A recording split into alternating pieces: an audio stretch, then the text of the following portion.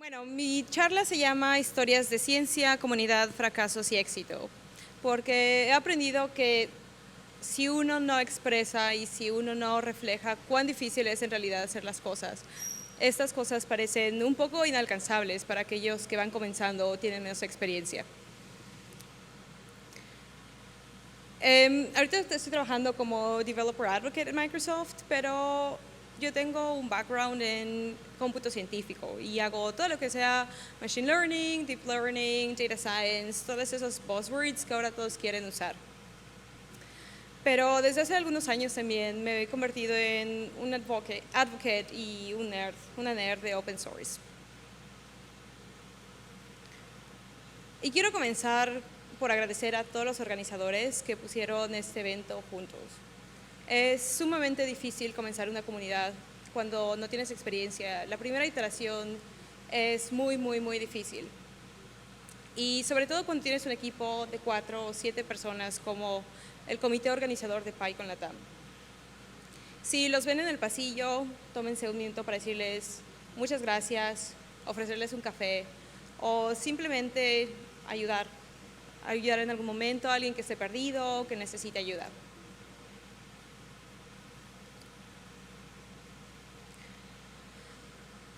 Para mí es un gran honor poder keynotear o ser ponente principal aquí en PyCon Latam.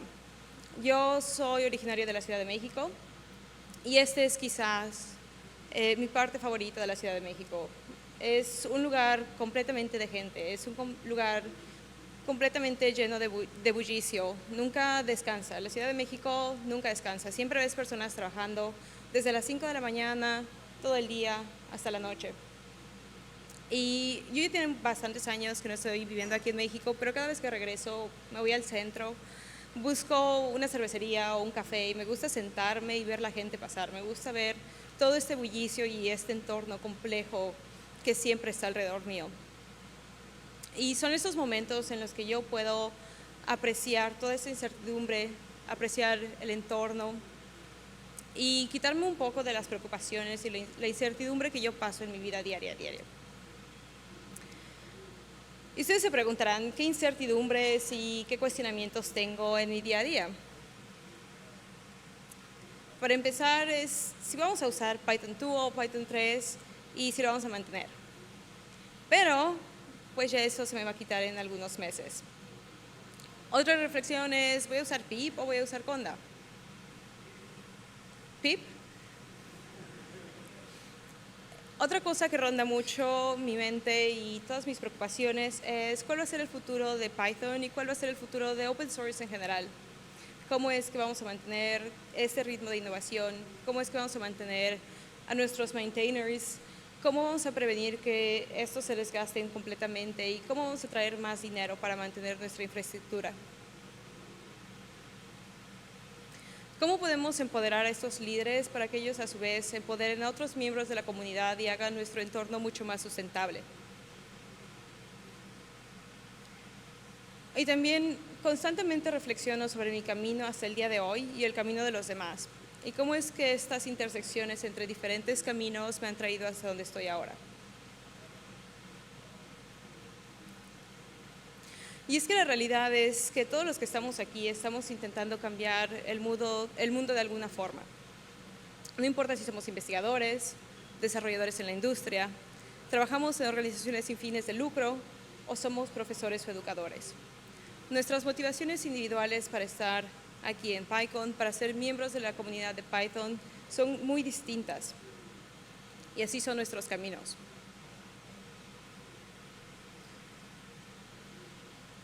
Hay una teoría que se llama la teoría del Ikigai y se trata de que tú encuentres cuál es tu misión en la vida. Básicamente intentas encontrar cuál es una cosa que te apasiona, cuál es tu misión, tu vocación y profesión. Y hay muy pocas personas aparentemente que son afortunadas de encontrar este estado en donde puedes hacer lo que quieres y es la misma cosa o intersecta mucho con las cosas que eres buena o bueno en hacer y de alguna forma you can trick someone to pay you for it, ¿no? Puedes alguna vez lograr que alguien te pague por hacer ese trabajo que amas. Y la cereza en el pastel sería encontrar las intersecciones de lo que amas, lo que te pagan por hacer y tus pasiones con algo que el mundo necesita, algo que realmente puede generar impacto. Y esta charla va a tratar mucho de mi camino siempre en búsqueda por el Ikigai. Y yo tal vez no me di cuenta hace muchos años cuando empecé este camino, porque muchas cosas parecieron ser un poco fortuitas.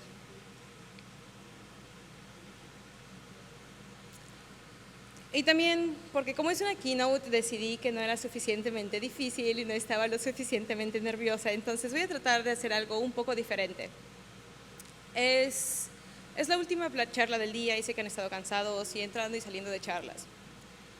Voy a hacer esta presentación un poco interactiva y hay algunas partes en donde vamos a poder elegir nuestra historia. Ustedes me van a ayudar a decidir o redecidir mi camino.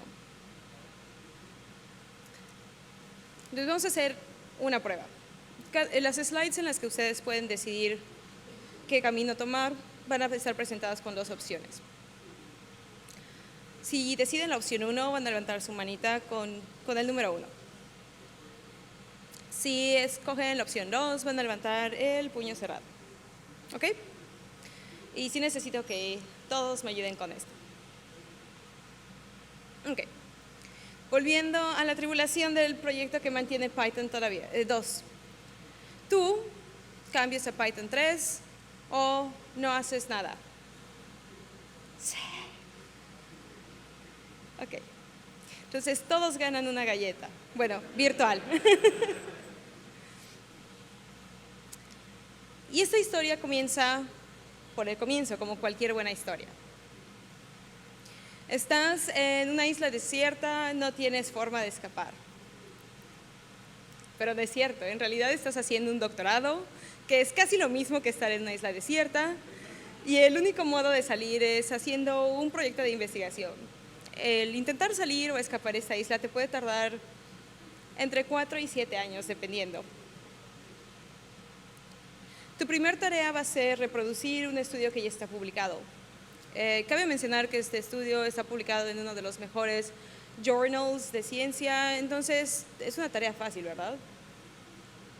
Ya está publicado, está aprobado, varias personas revisaron que los resultados son congruentes y que la ciencia se hizo. En teoría, toda la ciencia y toda investigación científica se debe adherir a estos principios que nosotros llamamos FAIR, que es findable o descubrible o encontrable, accesible, interoperable y reusable. El caso es que cuando tú intentas reproducir este artículo, buscas el código que los autores usaron para llegar a los resultados y los datos. Y encuentras esa hermosa leyenda en el artículo que dice: el código está disponible si lo pides.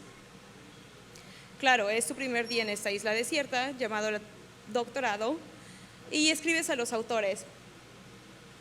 Los autores regresan contigo y te dicen: tienes que firmar un acuerdo para que yo te pueda dar el código o para que te pueda dar los datos y puedas replicar mi estudio. Tú, opción 1, firmas el acuerdo porque te quieres ahorrar tiempo y ya te quieres salir de la isla. O 2, decides implementar tu propia versión del código. Ok, vamos a ir por la 1. ¡Qué sorpresa! Recibes el código, firmaste un acuerdo en donde te comprometes a que estos autores van a ser coautores del artículo que escribas después, pero tampoco puedes acceder a los datos. Entonces, no te queda otra opción que implementar tu propia versión del código. Pero pasas 7 meses intentando replicar el estudio. Trabajas en el código, recolectas datos adicionales y estás convencido de que algo que estás haciendo está mal. Y entonces empiezas a darte cuenta que hacer ciencia reproducible y replicar estudios no es tan fácil como nos lo pintaban. Y muchas personas no comparten estos principios de findable, accessible, interoperable and reusable. También, conforme empiezas a pedirle ayuda a tus compañeros, te empiezas a dar cuenta que los estándares no solo se quedan en data management y accesibilidad del código. Parece que todo el mundo carece de cualquier tipo de estándar. Empiezas a preguntar y todos han aprendido por sí mismos. No hay una cultura en donde el código científico se adhiera a ciertos estándares o en donde alguien te enseñe.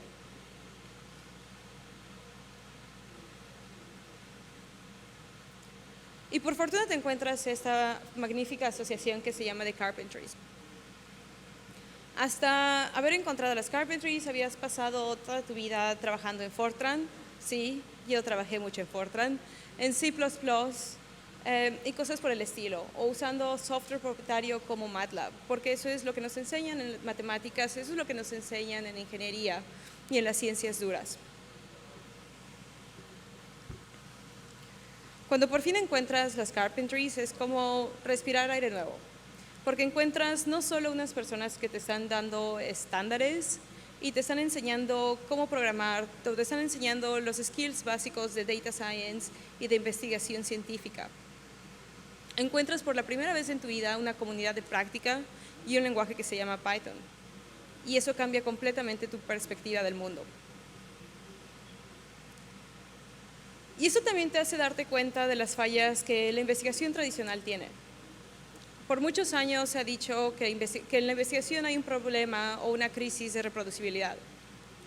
Y la verdad es que no es una crisis, es un problema crónico que se ha estado arrastrando por muchos años. Por los incentivos, porque para ser investigador en México, en Estados Unidos, en Reino Unido, en China, no importa muchas veces qué tan abierta tu investigación es, sino cuántos artículos puedes publicar al año. Y cuando estás medido por cuántos artículos puedes publicar al año, hay cosas que te empiezan a importar menos, porque si tienes que adherirte a estándares, hacer tus códigos abiertos, tus datos abiertos, tienes que empezar a preocupar por muchas más cosas. Cuando empiezas a indagar un poco más, te das cuenta que estos errores de investigación en realidad tienen consecuencias reales. Uno de mis casos favoritos es el caso de Reinhardt y Rogoff. Cuando tuvimos todo el alentamiento de la economía global, esta teoría de Reinhardt y Rogoff se usó para hacer todas las medidas de austeridad de países como Reino Unido, Estados Unidos. De no haber sido por un estudiante que tuvo esta misma tarea de replicar el estudio de investigación, nunca nadie se hubiera dado cuenta que los resultados estaban incorrectos. Todo el análisis fue hecho en una spreadsheet de Excel, que tampoco es malo. El problema es que cuando tú tienes que hacer muchos clics, arrastrar, copiar y pegar celdas, el factor humano influye mucho. En este caso descubrieron que unas tantas, como 1000 celdas o algo así, fueron ignoradas en el estudio. Y eso cambiaba muchísimo los resultados. Tal vez uno de los casos mucho más tristes que yo he encontrado es este caso de Obokata. Era una pionera en el área de stem cells. Había encontrado un método sin precedentes. Era el método que prometía la cura para muchísimas enfermedades. Al ser una disciplina tan nueva, muchísimos laboratorios en todo el mundo, Estados Unidos, otra vez China, Reino Unido, en todos los países estaban intentando replicar su estudio. Después de muchos intentos fallidos y bajo la presión de la media, presión de consejos, ella admitió que falsificó todos los datos. Esto no sucedió porque quisiera hacerlo maliciosamente, no porque fuera una mala persona, sino porque los incentivos de la investigación están en lugares en donde no deben estar. Ella se dobló bajo la presión de publicar resultados aceptables. Se dobló bajo la presión de tener que escribir más grants para tener más dinero, para poder continuar su contrato y continuar su educación o su carrera. Tal vez soy un poco ingenua, pero yo quiero creer que la mayoría de los investigadores y la mayoría de las personas que hacen investigación y ciencia no están ahí para hacer ciencia mala o ciencia barata. Pero los malos incentivos de la academia y de la investigación a veces los orillan a hacer cosas que en otras circunstancias no harían. Cuando indagas todo esto, empiezas no solo a cuestionar lo que está sucediendo afuera de tu laboratorio, pero las cosas que pasan en tu propia unidad. Conforme empiezas a indagar y a preguntar, todos te dicen que así es como las cosas se han hecho en los últimos años, tal vez en las últimas décadas. Y te presentas con otras dos opciones. Uno, comprendes que así se hace ciencia en todo el mundo, al menos en ese momento. O dos, decides empezar un club de reproducibilidad en tu departamento.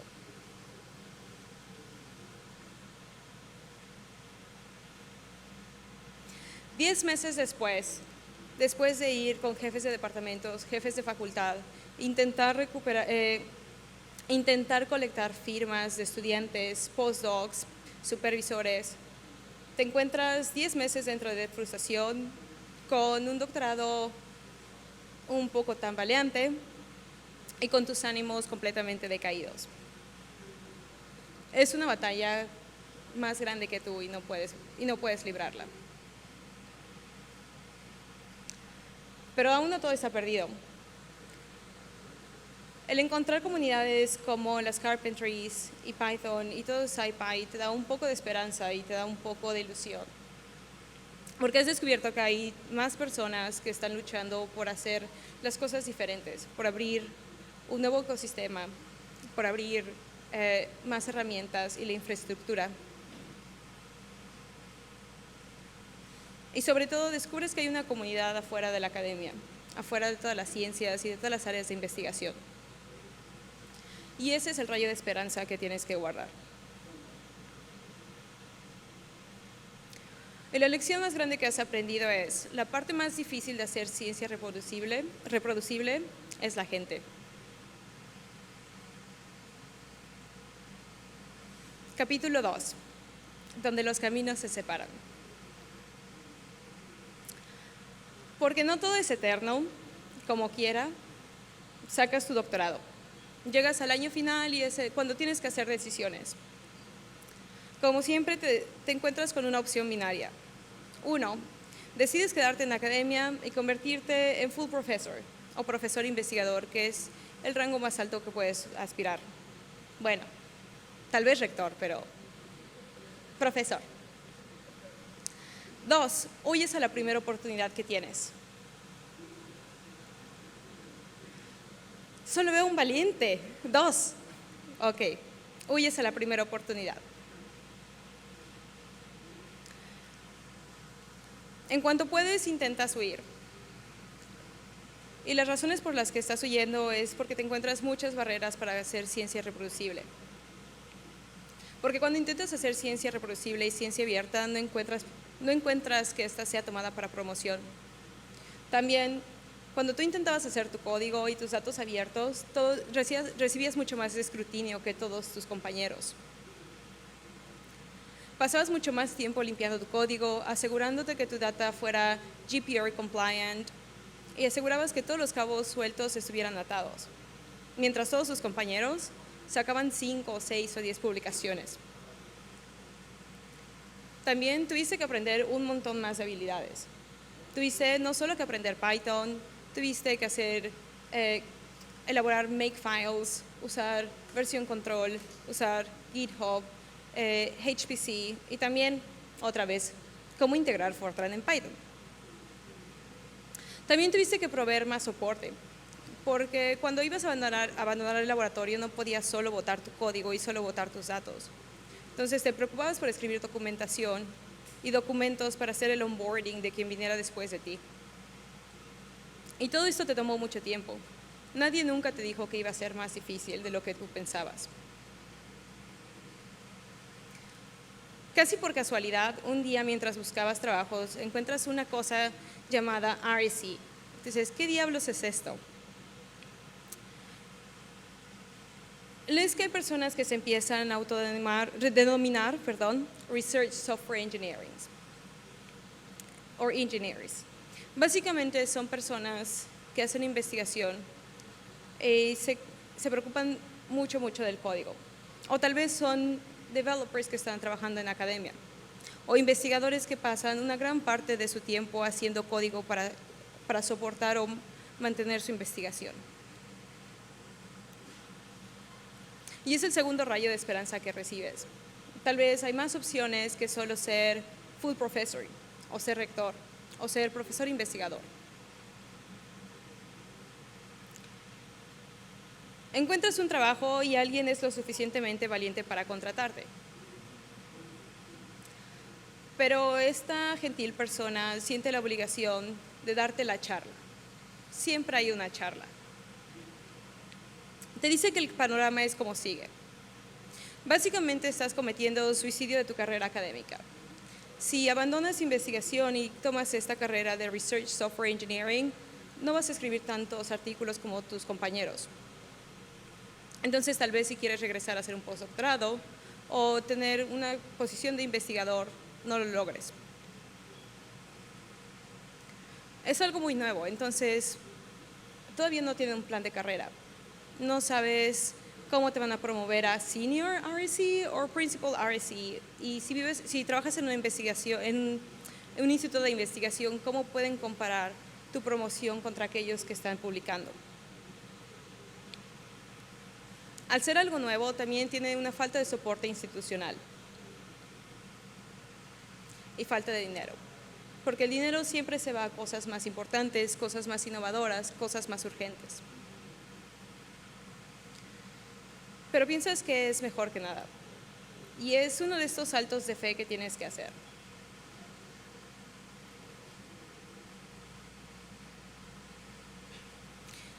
Y parece que todo te lleva en espiral. Siempre todo lo que hagas te lleva a esta crisis de reproducibilidad. Gran parte de tu trabajo como RSE o cuando parte de trabajo como un RSE es asegurarte que hagas esta reproducibilidad que es tan difícil, mucho más fácil para los investigadores. Si haces una simple búsqueda de Google, vas a encontrar en todos lados cuán difícil es, en cualquier área que te encuentres. Ya sea en Cancer Biology, Machine Learning, Psicología, la mayoría de la investigación que está publicada en papers como Nature, eLife, Science, falla ante análisis de reproducción.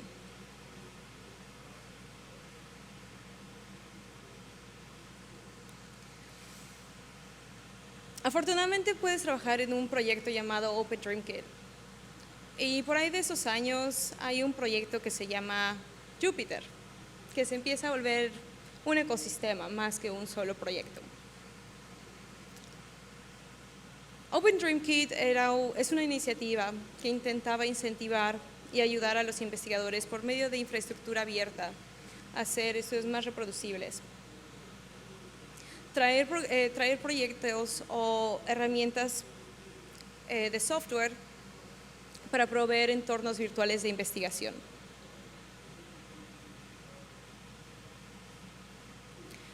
Y voy a tomar este ejemplo que Chris Holdgraf siempre usa y es maravilloso. Y esto va a ejemplificar la importancia de esta infraestructura abierta. Imagínate que tú eres ese punto rojo y quieres ir a tu café favorito que esté en San José, pero te queda bastante lejos. Entonces tienes 3 opciones para desplazarte de donde estés hasta tu café favorito. 1, caminar hasta allá. 2, pagar a alguien que te lleve, puede ser Uber o Cabify o Lyft, lo que sea. O usar la infraestructura pública, llámese camión, tren, autobús, lo que sea. Si vas a Google Maps y pones tu ubicación actual, por ejemplo, y tu café favorito en San José, lo más probable es que pase algo así. Las primeras porciones de tu trayecto van a estar cubiertas por esta infraestructura pública, ya sea camión y tren o metro y camión. Y la última milla, que es la última milla que te falta para llegar desde donde termina la infraestructura pública a tu destinación final o tu destino final, es aquella que tienes que caminar. Lo mismo pasa con la investigación, lo mismo pasa con toda nuestra infraestructura abierta. Nuestro trabajo es asegurarnos que el investigador, que el usuario, que el data scientist, que el developer solo tenga que trabajar esa última milla. Entre más trabajemos más invirtamos en nuestra infraestructura abierta, más vamos a cortar esa milla. Y tal vez a la siguiente sean 3/4 de milla o media milla. Tal vez al final va a ser muy, muy poco lo que tengan que trabajar.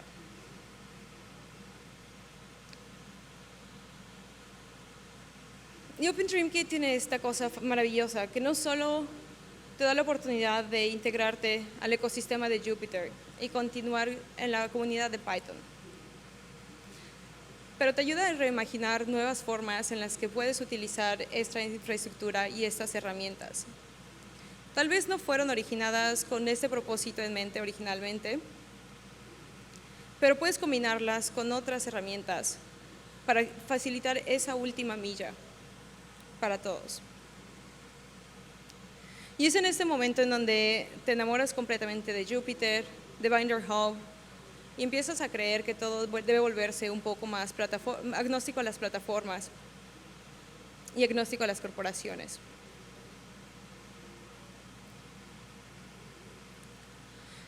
Y empiezas a pensar en cómo puedes hacer todas las pipelines, ya sea de investigación, machine learning, deep learning, reusables, interoperables y reproducibles.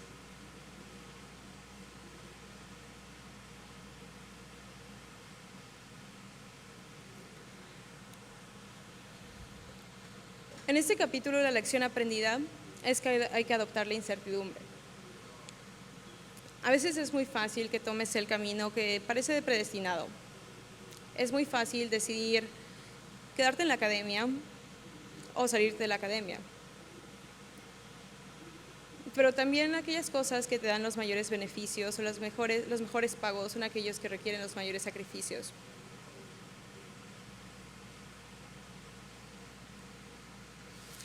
Y así llegamos al capítulo 3, comunidad.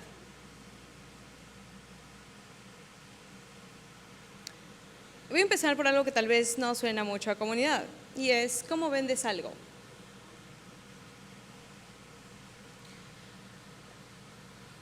La única opción y la única forma en la que puedes vender algo es creando valor o demostrando cuál es el valor agregado de lo que sea que estés vendiendo.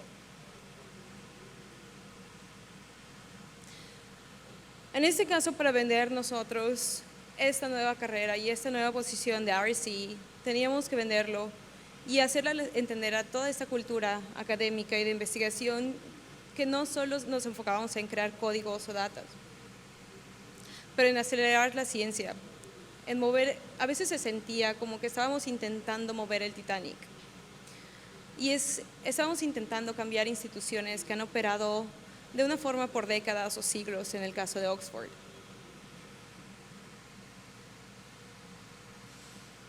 Entonces, cuando quieres cambiar la cultura institucional y el enfoque en el cómputo científico, te presentas con dos oportunidades otra vez.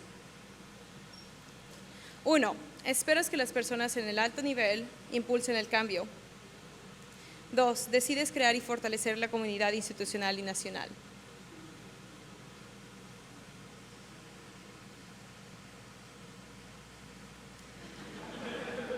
Y así es como se sienten los primeros días, los primeros meses. Es un constante prender fuegos y apagar fuegos. Es tratar de convencer a personas que hacen el mismo trabajo que tú, que se levanten, empiecen a cambiar el status quo. Y también es acercarte a las personas que se adoptan al status quo y convencerlos de que hay diferentes formas de hacer las cosas. Esto es muy difícil, sobre todo en ambientes en donde los académicos o los investigadores son vistos casi como dioses o personas que lo saben todo. Algunas de las razones por las cuales deciden no hacer su investigación abierta o su código abierto es por temor a que otras personas vayan a encontrar errores. Y cuando eso pasa, obviamente te caes del pedestal de Dios.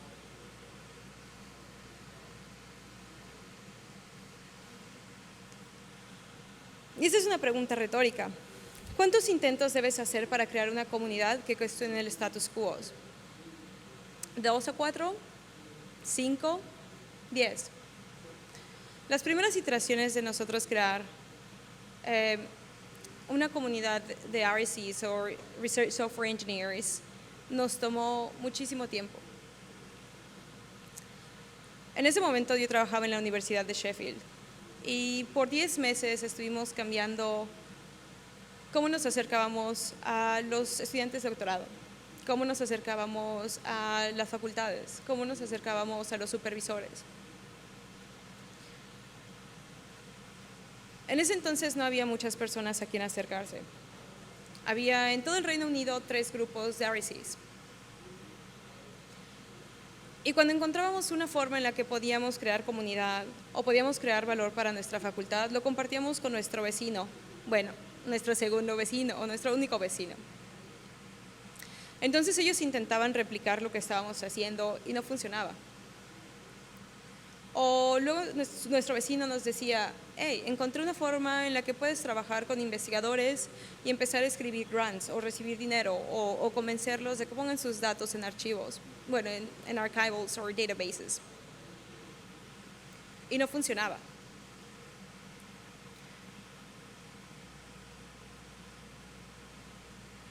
Así como los organizadores de PyCon Latam, alguien un día decidió empezar a crear una asociación o organización de RSEs. Parecía completamente surreal. El siguiente paso fue crear una conferencia, empezar a traer a esa gente que tal vez no tenía el título de RSE, pero se identificaba como tal. Hace 4 años éramos 120 personas. Y también algo que pueden notar en esa imagen es que nuestra comunidad era sumamente homogénea. No teníamos muchas dimensiones de diversidad.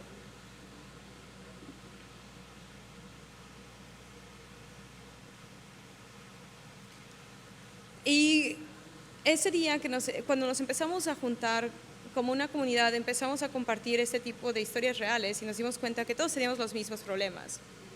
Por ejemplo, yo hablando con un investigador, me decía, no necesito, yo le pedía acceso al código y les pedía que empezaran a usar versión de control de versiones.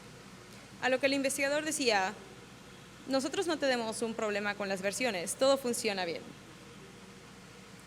Cuando recibía el código por internet, bueno, por un correo, obviamente no funcionaba, la versión que teníamos en el cluster era completamente diferente. Y cuando le mandé un correo diciendo, ¿qué pasa con el código? Dice, es la versión incorrecta. Y todos teníamos este mismo tipo de problemas.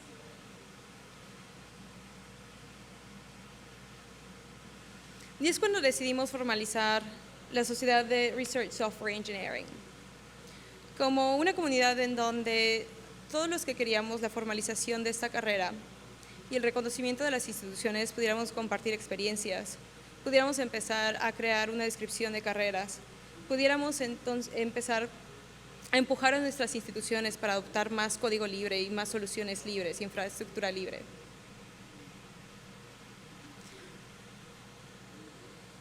Y el tiempo era perfecto, porque nada es tan poderoso como una idea a la cual ha llegado su tiempo. La acumulación de batallas individuales finalmente estaba haciendo presión. Y más instituciones empezaron a surgir. Hay una institución que se llama Software Sustainability Institute y empezó a hacer un programa de fellowship en donde encontraba personas en la academia, en sectores públicos, en básicamente cualquier lugar que estuvieran interesados en sustentabilidad de software. Yo recibí una fellowship y todo el dinero y todo el tiempo que recibí por mi fellowship lo dediqué a crecer la comunidad, a entrenar personas de orígenes diversos, personas que no venían de física o matemáticas o ciencias de la computación, mujeres, PhD students, personas con caminos no lineales. Salió mucho. Y también surgió algo llamado JOSS, el Journal of Open Source Software. Y esta fue una forma de incentivar a los investigadores a que pusieran su código, lo hicieran abierto, e incentivarlos y hacerlos un poco más alertas de que también podías recibir citaciones o citations por tu software. Y así es como empezamos a crear finalmente una comunidad. Empezamos a hacer programas de grassroots en donde podíamos educar a las personas en lo básico, en las dificultades y en los problemas que iban a encontrar como RSEs. Teníamos lugares centrales como Twitter y Slack, conferencias en donde podían venir y compartir sus experiencias y hacer networking. Empezamos a compartir las mejores prácticas para hacer nuestro trabajo. Y básicamente creamos un montón de oportunidades.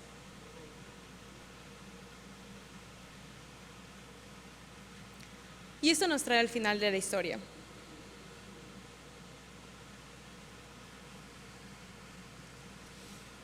A principios de este año, finalmente fuimos reconocidos como una sociedad. Somos una sociedad o una charity. ¿Eso qué quiere decir? Podemos ahora tener sumas de dinero para empezar a hacer grants. Podemos invertir ese dinero en educar a la siguiente generación de RSEs. Y tenemos mucha más autonomía para contratar gente que ayude a manejar nuestras comunidades.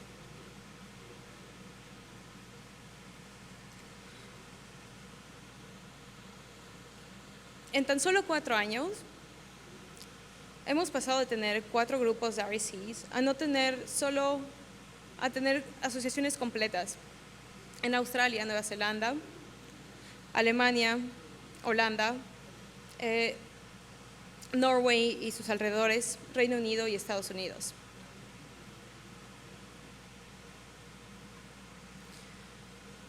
Y finalmente empezamos a empoderar a nuestros líderes del futuro.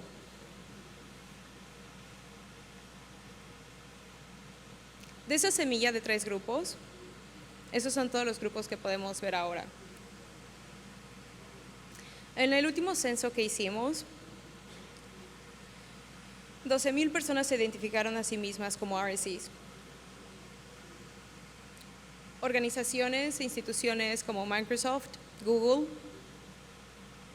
Red Hat, IBM empezaron a adoptar el título de RSEs.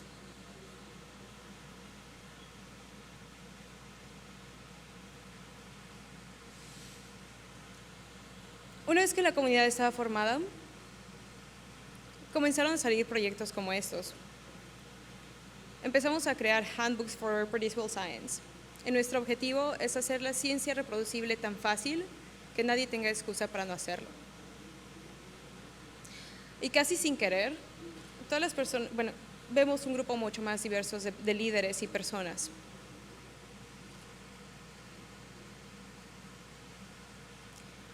Seis años después de esos intentos fallidos de crear un club de reproducibilidad,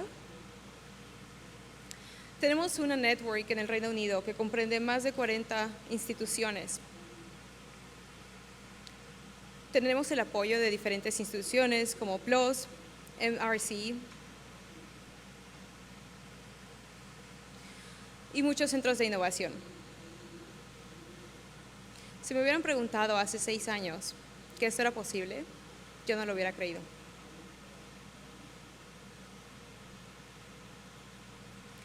Universidades como UCL comenzaron a tomar en cuenta Open Science para promoción.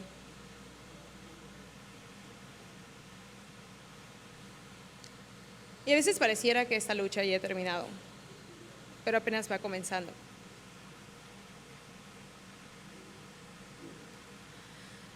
Nuestros planes como sociedad formal es crear un esquema de mentorado para código científico. Todo ha sido muy centralizado en Europa y Estados Unidos.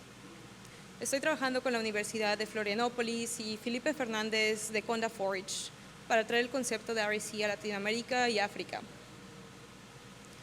Y las Carpentries han sido una muy buena comunidad para conectarme con personas como Jessica Upani, que también es una super pythonista en Namibia.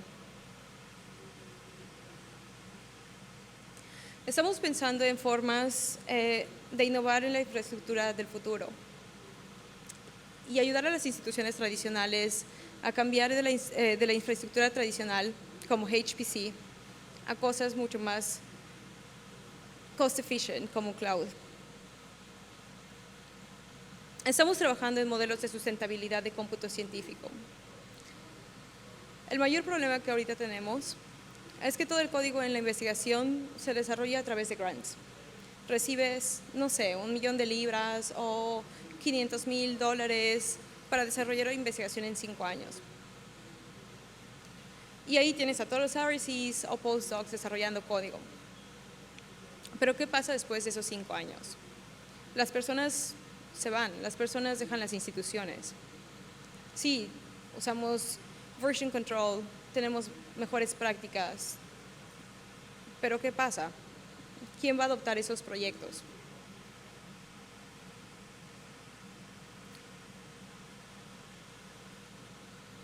Ahora que tenemos una comunidad y una sociedad, también me da a mí la oportunidad de enfocarme en otras cosas y en otras ramificaciones de mi camino que me interesan.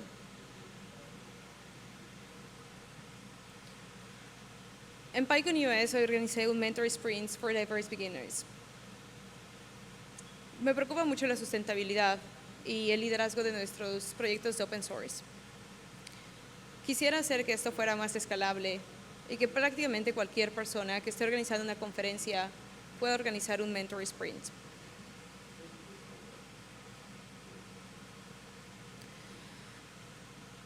Estoy en diferentes organizaciones y comités en donde discutimos las diferentes formas de atraer funding y financiamiento para open source.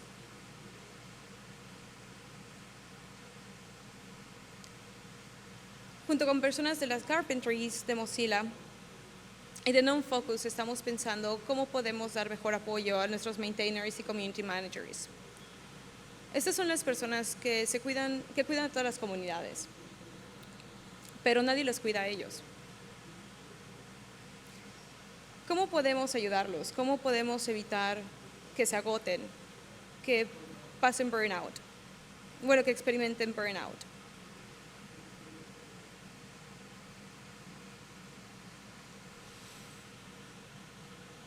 Lo importante aquí es a dónde te va a llevar Python. Tal vez esta plática no es directamente de Python o cómo uso Python para scrapear websites o hacer la neural network más chida del mundo. Pero definitivamente me empoderó a conocer comunidades abiertas. Cuestionar cómo se hacía la investigación y empezar a mover un barco de muchísimas toneladas.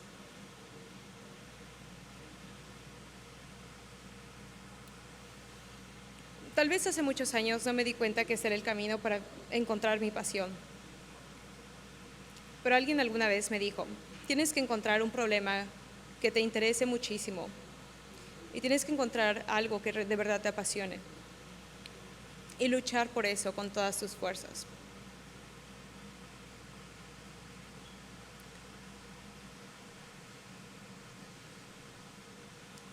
¿Y cómo podemos elegir nuestro camino? No importa si es en investigación, si eres un educador, si usas Python, R o Fortran. Podemos usar, apoyar y contribuir a open source. No es necesario que contribuyas código. Si eres una empresa, puedes no solo usar código open source, pero tal vez donar un poco de tu tiempo y un poco de dinero.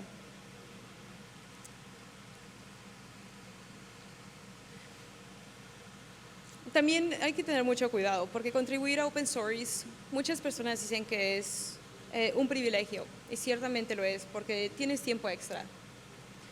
Pero mi amiga Brigitte Spox de AstroPy siempre me recuerda que también es un gran sacrificio.